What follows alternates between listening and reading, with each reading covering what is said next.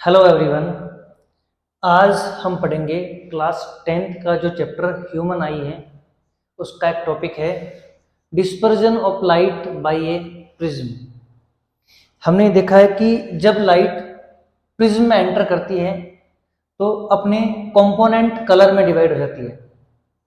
Light जो है, जो अपन वाइट लाइट जो देखते हैं, जो भी सनलाइट जो होती है उसके अंदर 7 कलर्स होते हैं, है ना। मेन जो कंपोनेंट कलर होते हैं वो 7 होते हैं। VIBGYOR, violet, indigo, blue, green, yellow, orange and red. ठीक है। होता क्या है कि जब लाइट हवा में ट्रेवल कर रही होती है तो इसके जो 7 कलर हैं उनकी स्पीड सेम होती है और वो सातों एक साथ चलते हैं। जब तक ये 7 कलर्स साथ में रहते हैं तब तक अपने को वो वाइट दिखते हैं। कैसे दिखते हैं? लाइट के जब 7 कलर्स मिलते हैं तो हमें वाइट दिखते हैं। जैसे ही लाइट एक प्रिज्म में एंटर करती है तो होता क्या है, मीडियम चेंज करते ही जो लाइट के कलर्स हैं उनकी स्पीड चेंज होती है। अलग अलग मीडियम में हर कलर की अलग अलग स्पीड होती है। तो जैसे ही व्हाइट लाइट एंटर करती है अंदर, ठीक है, इसका जो एक्चुअल पाथ था वो ये था। ठीक है। जैसे ये एंटर करती है तो ये अपने कंपोनेंट कलर्स में डिवाइड हो जाती है। इसका कारण क्या है? क्योंकि रेड कलर जो है उसकी स्पीड मैक्सिमम होती है, वॉयलेट कलर की स्पीड मिनिमम होती है। इसके कारण जैसे ही मीडियम चेंज करते हैं, ठीक है, इनकी स्पीड में और फर्क आ जाता है, जिसके कारण रेड कलर सबसे कम बेंड होता है, वॉयलेट कलर की स्पीड में ज्यादा चेंज आता है तो वो ज्यादा बेंड होता है। ये अपन रिफ्रैक्शन वाले चैप्टर में पढ़ चुके हैं कि मीडियम चेंज करते ही अगर लाइट की स्पीड चेंज होती है तो वो अपने पाथ से बेंड हो जाती है। तो रिफ्रैक्शन के कारण ये जो 7 कलर्स एक साथ थे वो अलग अलग एंगल पर बेंड हो गए और प्रिज्म से जब बाहर निकलते हैं तो जब अंदर एंटर कर रहे हैं तब अपने को व्हाइट लाइट दिखती है, जब बाहर निकल रहे हैं तो अपने को कलर का पैटर्न दिखता है ना, जिसको अपन बोलते हैं स्पेक्ट्रम। अगर कोई भी चीज एक ग्रुप में हो, है ना, जैसे मान लो ये लाइट का एक बीम है जिसके अंदर 7 कलर्स का मिक्सचर है, इसको अपन बोलते हैं स्पेक्ट्रम ऑफ व्हाइट लाइट। ऐसे और भी कई तरीके के स्पेक्ट्रम अपन पढ़ेंगे, जैसे इलेक्ट्रोमैग्नेटिक स्पेक्ट्रम, जैसे एक रेंज होती है, यहां से यहां तक ये चीज है और उसमें ये चीजें आती है तो उसको अपन बोलते हैं ये उस चीज का स्पेक्ट्रम है। जैसे व्हाइट लाइट है, व्हाइट लाइट 7 कलर से मिलकर बनी है। वो 7 कलर कौन कौन से हैं? ये विबग्योर। तो इन 7 कलर का जो ग्रुप है इसको अपन बोलते हैं स्पेक्ट्रम। तो सबसे पहले डिस्पर्जन ऑफ व्हाइट लाइट क्या होती है?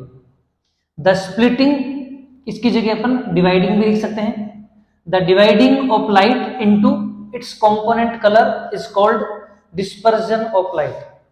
व्हाइट लाइट जब एक साथ होती है तब हमें इसके अलग अलग कलर नहीं दिखते हैं, तो अपन किसी भी प्रोसेस से उन कंपोनेंट कलर्स को अगर अलग अलग कर देते हैं तो इसको अपन बोलते हैं डिस्पर्जन।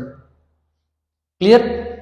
फिर जब डिस्पर्ज होकर लाइट बाहर आती है तो अपने को एक कलर का स्पेसिफिक पैटर्न दिखता है। बॉटम से लेकर ऊपर तक अगर देखते हैं तो हमें ये पैटर्न विबग्योर फॉर्म में दिखता है।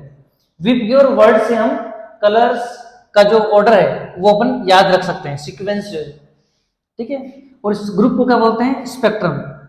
The band of the coloured component of A light beam is called its spectrum. ये जो बैंड है कंपोनेंट्स का लाइट की, इसको अपन क्या बोलते हैं? स्पेक्ट्रम। विबग्योर वो वर्ड है जिसे हम इसकी सीक्वेंस याद रख सकते हैं, ठीक है।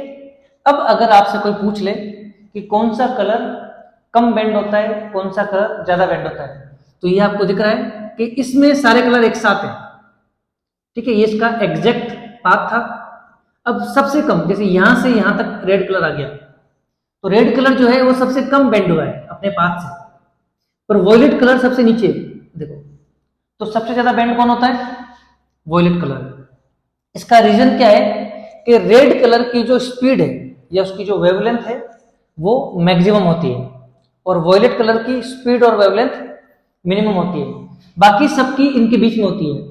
भाई सबसे ज्यादा वेवलेंथ होती है रेड की, फिर ऑरेंज की, yellow, green, blue, indigo, violet, ये स्पेसिफिक पैटर्न में सेट रहती है। क्लियर? बहुत बार क्या होता है कि अपने को ये जो पैटर्न है अपने को स्काई में दिखता है ना, जो रेनबो फॉर्मेशन जो होता है, तो रेनबो में क्या होता है, जो वाटर ड्रॉपलेट्स है, ठीक है, आपको अगर ये नोट डाउन करना होता है तो आप वीडियो को पॉज करके इसको नोट कर सकते हैं, है ना। रेनबो फॉर्मेशन सेम ऐसे वर्क करता है।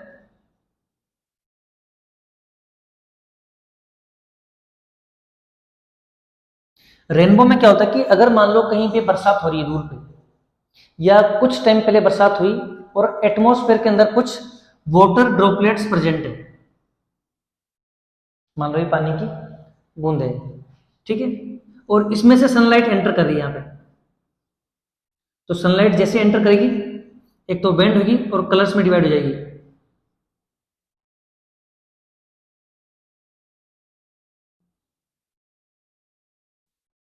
ठीक है, तो जो बारिश की बूंद है, वाटर ड्रॉपलेट्स जो है,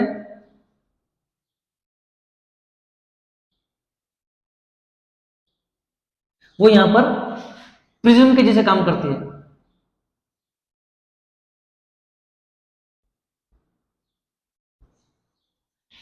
क्लियर? और कलर्स अपने कंपोनेंट कलर्स में डिवाइड होते हैं और ये वापस ऐसे बैंड होके,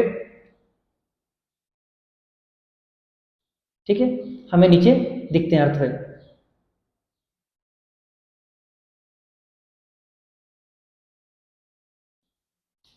क्लियर?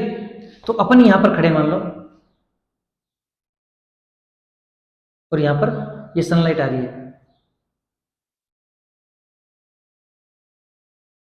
ठीक है। तो अगर आपसे कोई पूछे रेनबो फॉर्मेशन कैसे होता है, तो उसमें आप लिख सकते हैं कि वाटर ड्रॉपलेट्स जो होती है एटमॉस्फेयर के अंदर, वो as a natural prism work करती है, और उस प्रिज्म से जब व्हाइट लाइट एंटर करती है तो उसके कंपोनेंट कलर में डिवाइड होती है और वापस बेंड होके लाइट का वापस किसी भी ऑब्जेक्ट के अंदर बेंड होके वापस इधर आना, इसको अपन बोलते हैं TIR, टोटल इंटरनल रिफ्लेक्शन, जिसके बारे में अपन ढंग से 12th क्लास में पढ़ते हैं, है ना। तो रेनबो कैसे बनता है? Due to refraction, dispersion and total internal reflection of sunlight by water droplets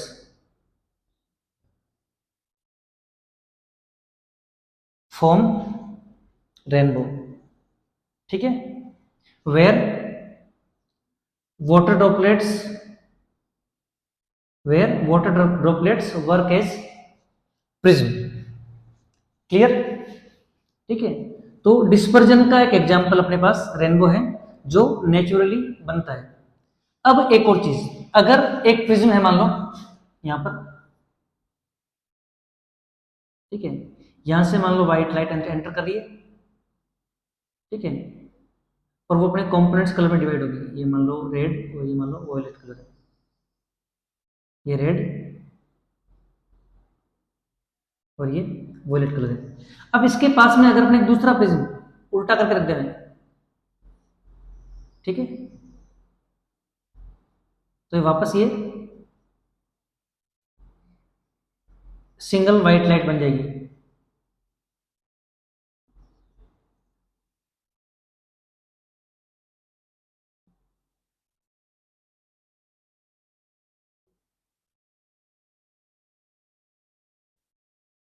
clear? कि एक प्रिज्म ने अगर कलर को डिस्पर्स किया है तो उसके अगेंस्ट अगले, उसके पास में अगर अपने दूसरा प्रिज्म उल्टा रख दें तो उस डिस्पर्जन को वापस वो नेग्लेक्ट करके सेम ऑर्डर के अंदर सेट कर सकता है। क्लियर? तो dispersion of light, rainbow formation अपन पढ़ चुके हैं। अगला टॉपिक अपन अगले वीडियो में देखते हैं।